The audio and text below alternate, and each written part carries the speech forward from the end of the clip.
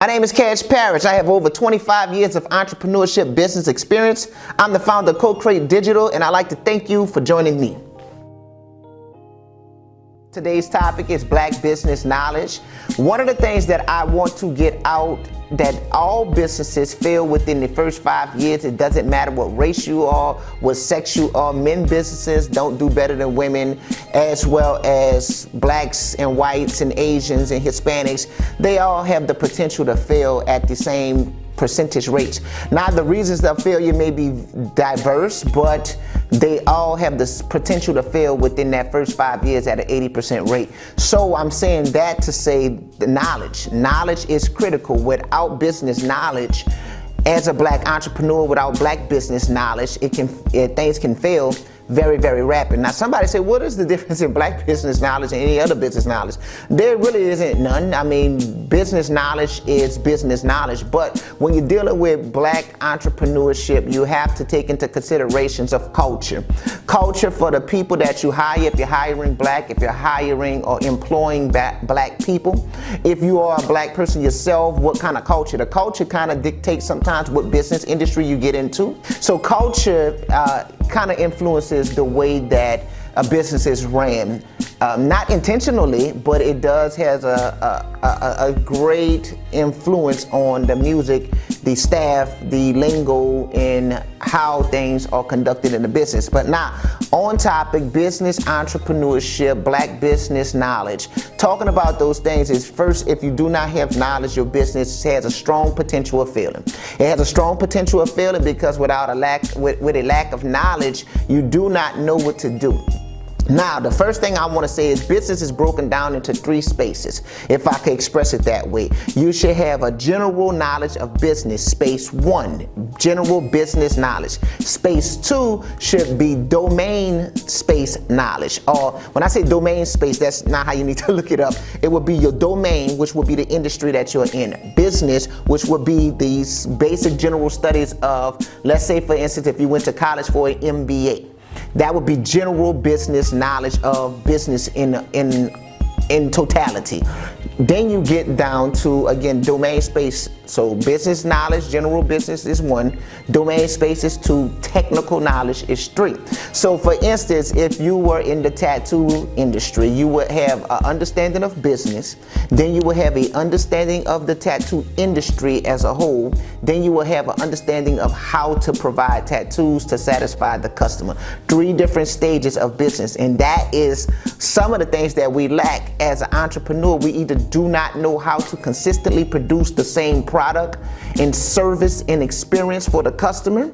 That causes a problem. We do not know how to consistently understand the industry, the staff, the sales, the highs, the lows, the peaks, the valleys, the regulations, the rules and things within that industry. Or we do not know general business of how to get, grow, and keep customers. So the lack of knowledge can destroy a business. So what you and I should do, first and foremost, we should become educated in general business first. We understand the general concepts of business, then I would say how I talk. Game. You receive game, you have knowledge, now you have the game where you can go out and employ someone else because you understand the general understanding of the business, you understand the general understanding of the domain space as well as the technical space. Now you can get out there and hire someone else, or you can partner with someone else because you understand a basic knowledge of what they should and shouldn't be doing, because it says game recognizes game.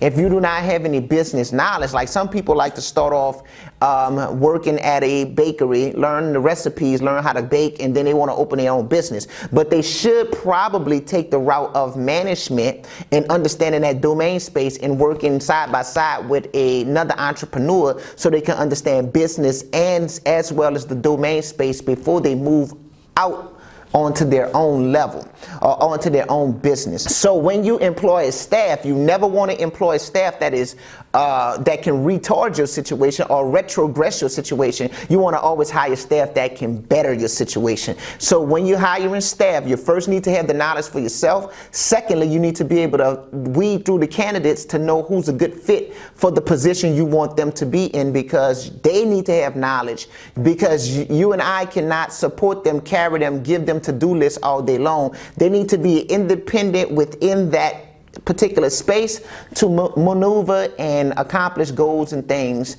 And even if there is a system, they still need to bring brains to the table so that way they can do their job while you do your job. So if you have a staff, I would recommend a staff that has knowledge, yourself having knowledge. The business must have knowledge. Lastly, money. Money won't fix everything. A lot of times people believe that their business is out of business because they lack finding lenders or funding. And predominantly, in my experience, it's because we don't know how to make money with the business or the idea we have, that we always pursue money. And we believe that if somebody give us their money, we can buy the products and sell it and push it, and it's going to sell. Theoretically, business don't work that way. Business work where supply and demand, where people have a need for something and there's a big enough market that you can get into the market. You can make sales and learn the industry and the game. And once you understand what it is you should be doing, you understand how much it takes to get a customer. Okay, it takes about $10.37 to get a new customer, so I'm gonna need $100,000 if I'm planning on bringing in 1,000 customers or something like that, right? And so you start to create a business plan and a business model that can go hand in hand. So when you go to a lender, you can ask for funds based off of proven tactics and research.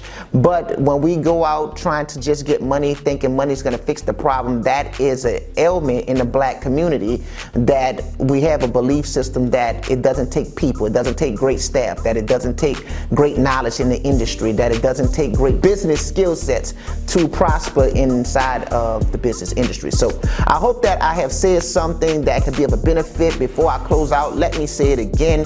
You should have business understanding and education in general business practices.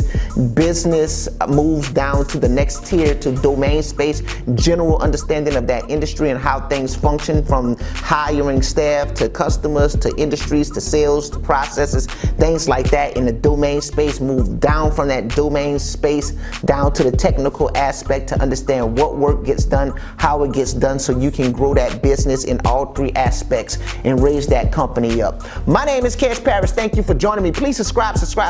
If you haven't subscribed, what are you waiting for? You can join us and follow this channel. We have great things, and it's a lot of different types of content on this channel that you would probably find interesting. So click the button, view our page, check our trailer, check our regular videos, and if you like it and love it, subscribe. Join us. My name is Parish. Thank you for coming, and I hope to see you again. Peace.